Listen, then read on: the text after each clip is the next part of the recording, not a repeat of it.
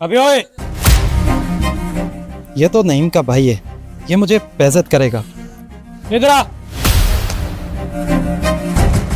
जा 4 चाय लेके आ, जल्दी कर।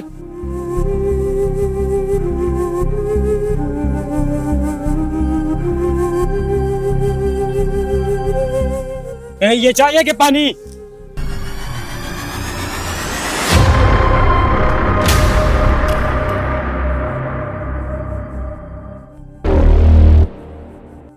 गरीब जलील।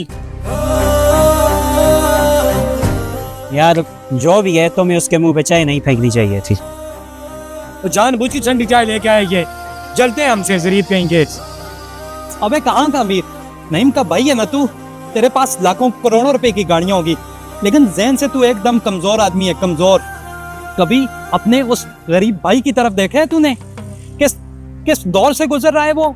तेरी तरक्की के हर वक्त वो गुनगाता रहता है, लेकिन तूने क्या किया? बुरे वक्त में उसका हाल तक नहीं पूछा।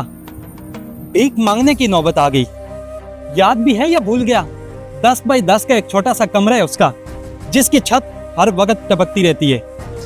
डॉक्टर ने उसे कैंसर बताया है। गांव के एक सरकारी अस्पताल में वो जिंदगी और मौत की जंग लड़ रहा है। बड़ा या अमीर 30-30 लाख रुपए की गाड़ियां लेता है, 20-20 लाख रुपए अकाउंट में जमा करते हो, लेकिन कभी उसका हाल पूछा? अगर थोड़े से भी उसे पैसे दिए होते ना, तो आज वो यूं ना जिंदगी और मौत की जंग लड़ रहा होता। अरे पैसे देना तो दूर की बात, कम से कम उसके सर पे हाथ भी रखा होता ना, तो उसे भाईचारा महसूस होता।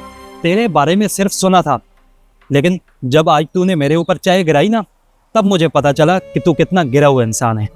और वैसे भी जो अपने भाई का ना सका, वो हम जैसे लोगों का क्या होगा? अरे कहाँ जा रहे हो?